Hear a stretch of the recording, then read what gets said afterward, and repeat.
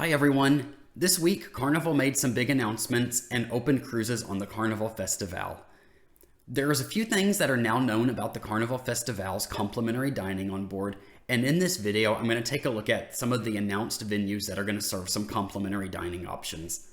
This is a new ship that's currently under construction, so there's still a lot to learn, and Carnival hasn't announced every single thing that's going to be on the ship yet. So this video is only going to have a few things that are announced, and there's still going to be some things that are going to be announced later. On Carnival's deck plan, they even have it saying fun to be revealed. So we'll just have to wait and see on everything. Before I get started into what items are currently announced, feel free to subscribe. It would be fun to have you along for this cruise YouTube journey.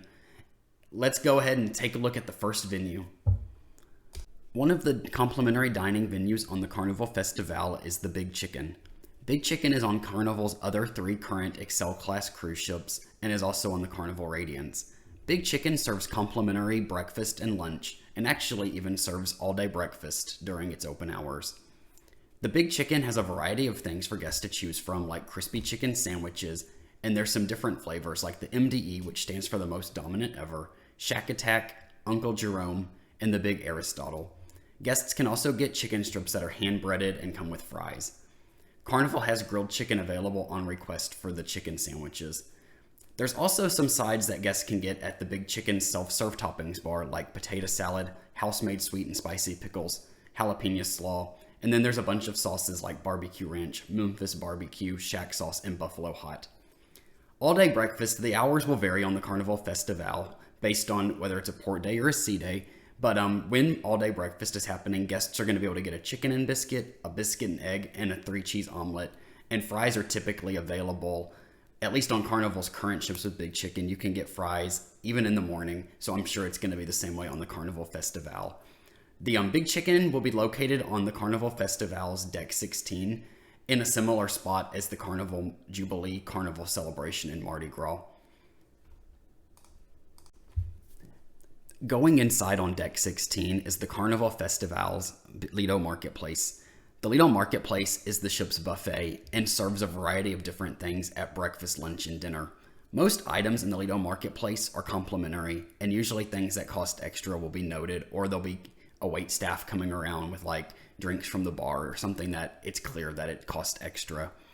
The Carnival Festivale is going to serve breakfast and is expected to have similar food as the other Carnival ships. At lunchtime, it's not yet known if the ship will have a gelato station like Carnival's 3 other Excel class ships. I sure hope so. But it is known based on Carnival's website that the ship will have dessert, and there will be self-serve ice cream machines available during open hours near the buffet, similar to the other Excel class ships.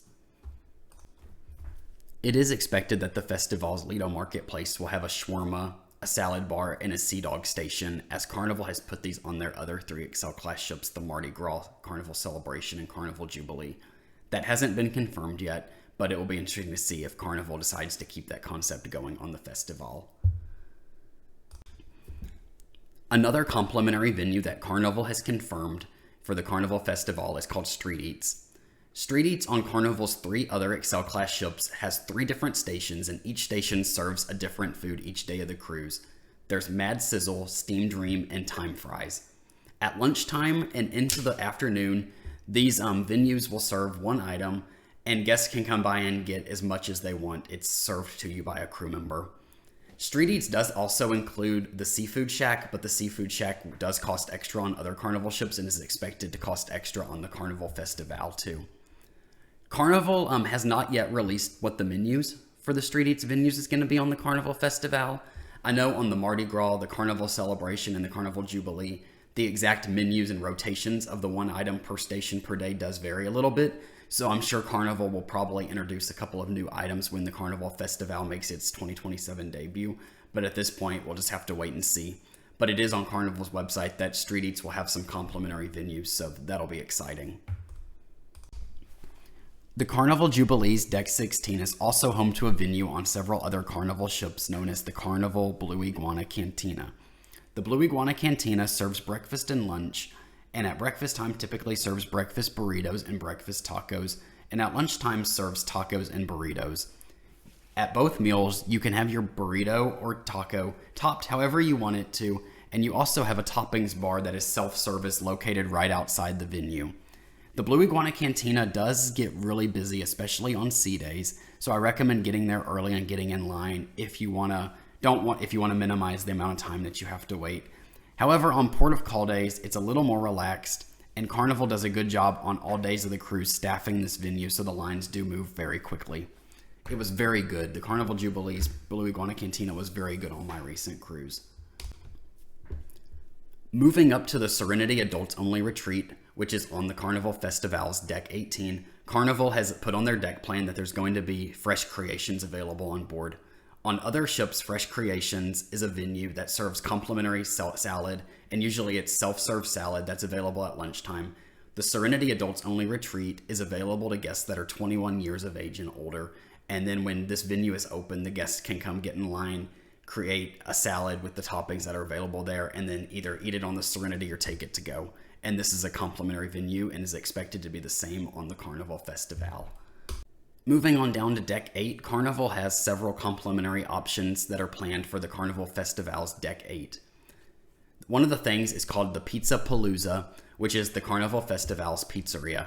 It's expected that Carnival will have several complimentary options for dining that are available at the Pizza Palooza. Carnival's other ships don't offer 24-hour pizza, and it's expected to be the same way on the Carnival Festivale, so guests will have to check their hub app for the exact dining times when the pizzeria is open. The Pizza Palooza is located by the deli and also a venue called the Festival Grounds Bar and Coffee. The exact menu for the Carnival Festivale's Pizza Palooza has not been made available, but it's expected there will be a mix of complimentary options, and if it's going to be like Carnival's other Excel class ships, there will probably be a few things that guests can pay extra for located here. Right next door to the Carnival Festivale's Pizza Palooza is the Rhythm and Rolls Deli on Deck 8. This is very close to the Carnival Adventures desk, and then also there's going to be a venue that has not yet been revealed that'll be located very close to the deli. But it's expected that the Rhythm and Rolls Deli on the Carnival Festivale will be a complimentary venue. Similar to the pizzeria, Carnival has not yet announced what deli menu items are going to be served here, but I'm sure this is something that's going to be released closer to sailing.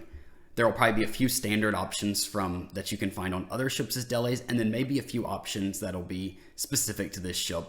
Carnival's been doing that on the Jubilee and Celebration, having some items that you can get elsewhere, and then some items that are ship specific, so we'll just have to wait and see what Carnival has planned for the Carnival Festivale's deli.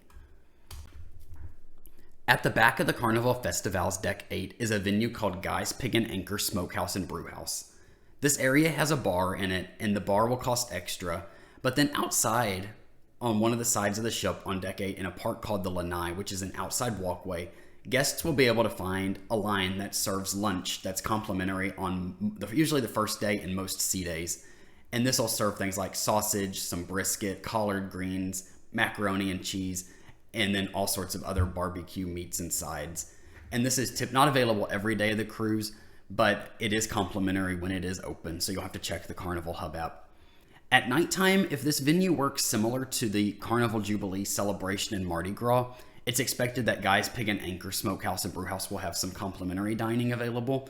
Carnival hasn't really confirmed that yet, so we'll have to stay tuned to see what exactly their plans are for this venue inside at night.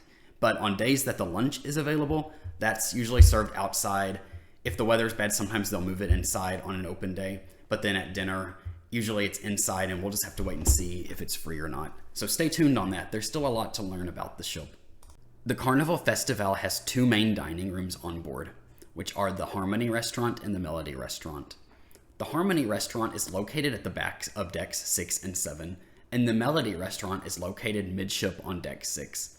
These two main dining rooms will be open at different times depending on what meal or event is being served. It's expected that Carnival is going to continue to do complimentary Sea Day brunch on the Carnival Festivale. Sea Day brunch offers a variety of favorites, and Carnival typically has this open from the early part of the morning until right around lunchtime. The exact hours will depend on the Carnival Festivale, so when you're cruising, I do recommend you check the Carnival Hub app on board. On port of call days, Carnival will typically offer a breakfast open seating as one of the dining options. It's expected this will probably take place in the Harmony Restaurant, and Carnival typically will have this complimentary dining available for a couple of hours on a port of call morning. The exact menu will be announced at a later time and may be the standard menu depending on what Carnival plans for the Carnival Festivale. There are usually some pay-for extras in the main dining room for breakfast and C-Day brunch, but those items are typically marked very clear on the menu.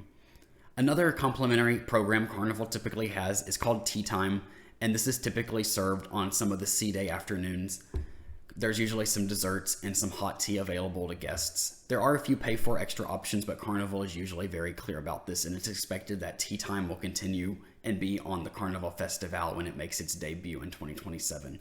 Of course, that could change, so stay tuned for any updates from Carnival. At dinner time, the main dining rooms, it'll depend on what your dining assignment time is.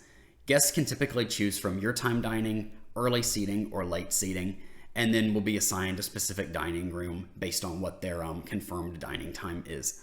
Carnival hasn't said which dining room is going to be used for your time dining, but if this works similar to the Mardi Gras celebration and Jubilee, I would expect that the Harmony restaurant on Deck 7 is where guests are going to find your time dining seating taking place, and then the Melody restaurant in Deck 6 of the Harmony restaurant I would expect to be used for early and late seating. Regardless of what dining option guests choose at night for the main dining room, the menus are the same across the dining rooms, and most items are complimentary, although if you get more than 2 entrees, that will typically run you extra. And then also there's a few steakhouse selections available in the dining room that will cost extra, and Carnival typically marks these very clearly on the menu.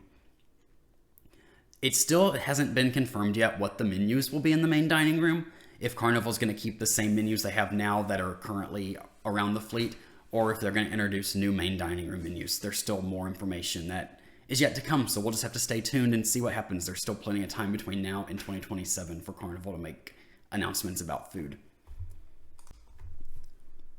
I almost forgot to mention that one of Carnival's popular venues, Guysburg Joint, is going to be on the Carnival Festivale. It's expected that the Carnival Festivale is going to have the same Guysburg Joint menu as other Carnival ships, but this has not been confirmed yet. There's still some things about the Carnival Festivale's dining that we don't yet know, which could mean that complimentary venues, there could still be a few more that are announced at a later time.